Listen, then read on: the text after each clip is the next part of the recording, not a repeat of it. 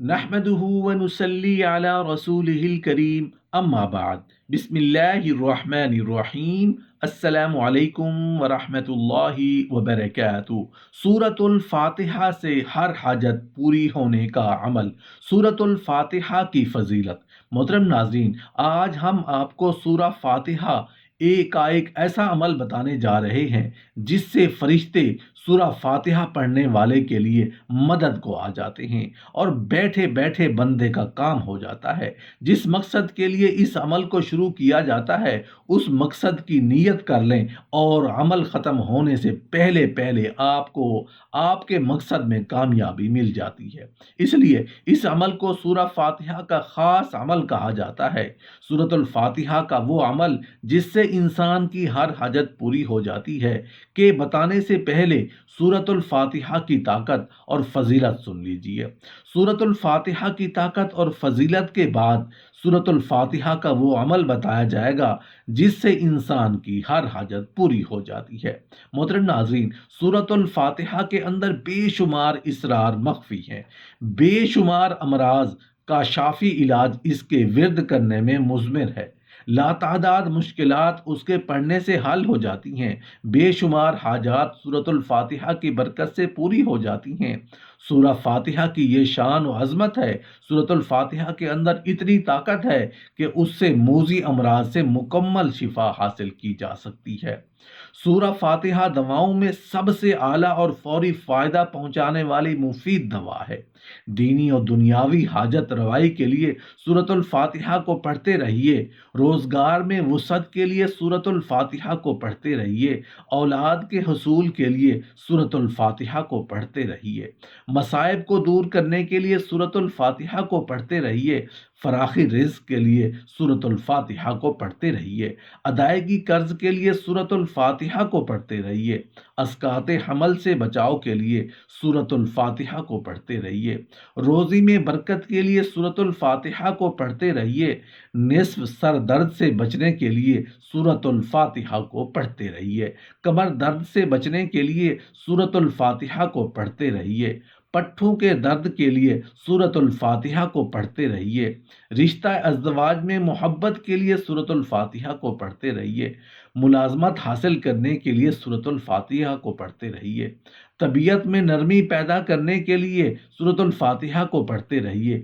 گھر میں اتفاق کے لیے سورۃ الفاتحہ کو پڑھتے رہیے، فالج سے بچاؤ کے لیے سورۃ الفاتحہ کو پڑھتے رہیے، میاں بیوی میں محبت کے لیے سورۃ الفاتحہ کو پڑھتے رہیے، ادائیگی قرض کے لیے سورۃ الفاتحہ کو پڑھتے رہیے، حمل قائم رکھنے کے لیے سورۃ الفاتحہ کو پڑھتے رہیے۔ محترم ناظرین، ہر شخص کو چاہیے کہ کسی بھی مشکل کے لیے، کسی بھی پریشانی کے لیے یہ چند منٹوں کا عمل ضرور کر کے دیکھیں، فوری طور پر آپ کی ہر حاجت پوری ہو جائے گی۔ اس قیمتی عمل اور کامیاب عمل کو جاننے کے لیے اس ویڈیو کو آخر تک ضرور دیکھیے گا، جس کو آپ کا بہت فائدہ حاصل ہوگا، کیونکہ یہ ایسا عمل ہے جس کے کرتے ہی کسی بیماری کے اندر مبتلا ہے تو فوراً شفا مل جاتی ہے، اگر مقروض ہیں تو فوراً قرض دینے کا انتظام ہو جاتا ہے، اگر آپ کے کسی کام کے اندر کوئی بھی رکاوٹ ہے تو فوراً وہ ساری رکاوٹیں دور ہو جاتی ہیں۔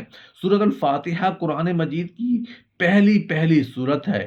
آپ جب بھی اپنے کام کی ابتدا کریں، کوئی نیا کام شروع کریں، آپ کوئی گھر خریدنا چاہتے ہیں، آپ کوئی کاروبار کرنا چاہتے ہیں، کوئی دکان خریدنا چاہتے ہیں، کہیں شادی کرنا چاہتے ہیں، کوئی بھی نیا کام شروع کرنا چاہتے ہیں، آپ سورہ فاتحہ کے اس عمل کو کر کے اس سے انشاءاللہ آپ کو اپنے مقصد، اپنے کام میں کامیابی ملے گی۔ کبھی ایسا نہیں ہوگا کہ کسی شخص نے اپنا کاروبار شروع کیا اور یہ عمل پہلے کیا اس بندے کو ناکامی ملی ہو، ہمیشہ اس بندے کو کامیابی مقدر بن جاتی ہے۔ جو بندہ بھی سورۃ الفاتحہ کا یہ عمل کر لیتا ہے، قرآن مجید کی ابتدا ہے اسی سورت سے ہوتی ہے، اور جب یہ قرآن پاک کی پہلی سورت پڑھ کر اپنے نئے کام کو شروع کرنے تو گویا آپ کو اپنے کام کے اندر کامیابی ملے گی، اور کبھی بھی ایسا نہیں ہوگا کہ آپ کو ناکامی کا سامنا کرنا پڑے۔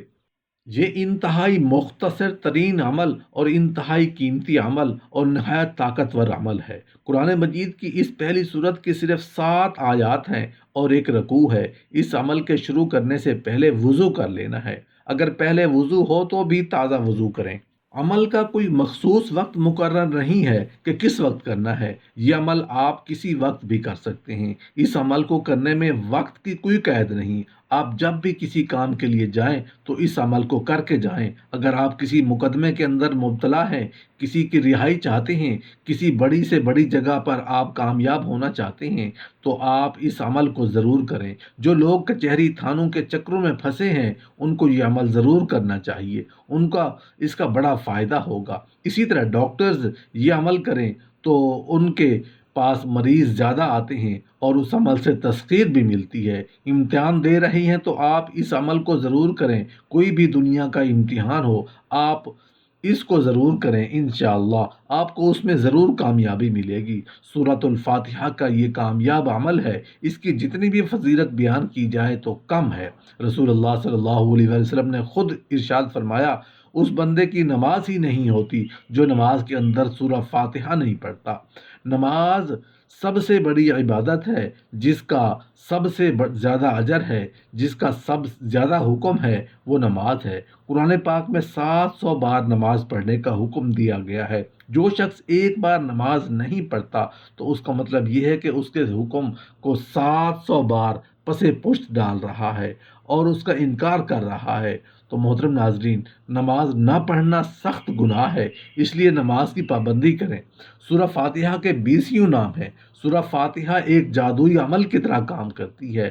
بخاری شریف میں حدیث پاک ہے کہ صحابی رسول ابو سعید خدری رضی اللہ عنہ بیان کرتے ہیں کہ ہم ایک سفر میں تھے، ہم نے ایک جگہ قیام کیا، کچھ دیر کے لیے رکے تو ہمارے پاس ایک لڑکی آئی اور آ کر کہنے لگی کہ ہمارے قبیلے کے سردار کو ایک بچھو نے ڈس لیا ہے اور ہمارے قبیلے کے لوگ یہاں موجود نہیں ہیں، جو اس کا علاج کریں، یہاں اس کے علاج کی غرض سے لے کر جائیں۔ کیا تم میں سے کوئی ایسا شخص ہے جو دم کر سکتا ہو؟ ہم میں سے ایک شخص اس کے ساتھ گیا جس کو ہم نے اس سے پہلے کبھی بھی دم کرتے ہوئے نہیں دیکھا تھا۔ اس شخص نے دم کیا جس سے وہ فوراً سر درد تندرست ہو گیا، اور اس صورت کی میں ہر بیماری کی شفا ہے، اس لیے اس صورت کو صورت الشفا بھی کہا جاتا ہے۔ فاتحہ کا مطلب ہے کھولنے والی، ابتدا کرنے والی، اسی لیے سورہ فاتحہ آپ کے ہر راستے کو کھول دیتی ہے، آپ کے ہر مشکل کام کو آسان کے لیے آپ کی معاونت کرتی ہے، آپ کا ہر کام فوری طور پر حل ہو جاتا ہے۔ عجیب و غریب اس عمل کی کیفیات ہے کہ انسان پڑھتے پڑھتے ہی ایسی چیز کے اندر کھو جاتا ہے اور ایسا مقام اس کو ملنا شروع ہو جاتا ہے اور ایسی منزلیں وہ طے کرنا شروع کر دیتا ہے جو اس کی سوچ سے بالاتر ہوتی ہیں۔ جس شخص کا کسی عبادت میں دل نہیں لگتا، جس کا کسی کام کرنے کو دل نہیں کرتا، جو ہر وقت پریشان رہتا ہے اور جسم کا ہر وقت جسم گھٹا گھٹا سا رہتا ہے، ہر وقت سست رہتا ہے، اس کی طبیعت میں چالاکی نہیں ہے، اس کا کسی کام کو دل ہی نہیں کرتا، تو بس دل کرتا ہے کہ ہر وقت لیٹا رہوں، پڑا رہوں، اس شخص کو چاہیے کہ یہ عمل کر کے پانی کے گلاس پر دم کر کے پی لے، انشاءاللہ تعالی وہ بالکل ٹھیک ہو جائے گا۔ اس عمل کا سب سے پہلا کام یہ ہے کہ آپ نے تازہ وضو کرنا ہے۔ وضو کے بعد آپ جائے نماز پر قبلہ کی طرف رخ کر کے بیٹھ جانا ہے، جیسے ہم تشہد کی حالت میں بیٹھتے ہیں اسی طرح بیٹھ جانا ہے۔ اس کے بعد آپ نے ایک تسبیح استغفر اللہ ربی من کل ذنب واتوب الیہ پڑھنی ہے۔ اس کے بعد تعوذ یعنی اعوذ باللہ من الشیطان الرجیم 11 مرتبہ پڑھنا ہے۔ اس کے بعد آپ نے 11 مرتبہ درود ابراہیمی پڑھنا ہے، وہ درود ابراہیمی جو ہم نماز میں پڑھتے ہیں، کیونکہ سورۃ الفاتحہ ایسی سورت ہے کہ اس کے اندر اللہ جل شانہ نے تمام چیزیں جمع کر دی ہیں۔ اس میں ہدایت بھی ہے، اس میں اللہ جل شانہ نے توحید کا ذکر بھی موجود ہے، نبوت کا ذکر بھی ہے، عبادت کا ذکر ہے، وعدہ اور وعید کا بھی ذکر ہے، اس میں بہت کچھ ہے، اس لیے اس سورت کو سورت جامعہ بھی کہا جاتا ہے۔ اس سورت کے اندر ہر مضمون کو جمع کر دیا گیا ہے۔ اس کے بعد آپ نے بسم اللہ الرحمن الرحیم پڑھنی ہے، اور الحمد کے ساتھ ملا کر پڑھنا ہے اور مکمل صورت پڑھنی ہے آمین تک۔ اس صورت کو آپ نے 21 بار پڑھنا ہے، پھر آخر میں آپ نے 11 مرتبہ درود پاک پڑھنا ہے، پھر ہاتھوں پر دم کر کے اپنے چہرے پر پھیرنے ہیں اور دونوں کندھوں پر پھیرنے ہیں، اور تصور کرنا ہے کہ جو کچھ بھی میرے وجود کے اندر بیماریاں ہیں وہ ختم ہو رہی ہیں، جتنی بندشیں تھیں وہ ساری کی ساری ختم ہو رہی ہیں۔ اس کے بعد آپ نے پانی کے اوپر دم کر کے آپ نے پانی کا گلاس پی لینا ہے، اور پھر سجدے میں جا کر آپ نے اللہ کا نام لینا ہے 100 مرتبہ۔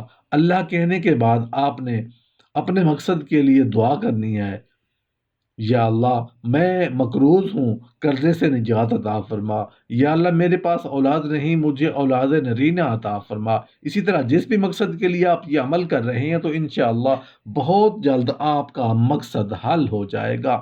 یہ نہایت قیمتی عمل ہے۔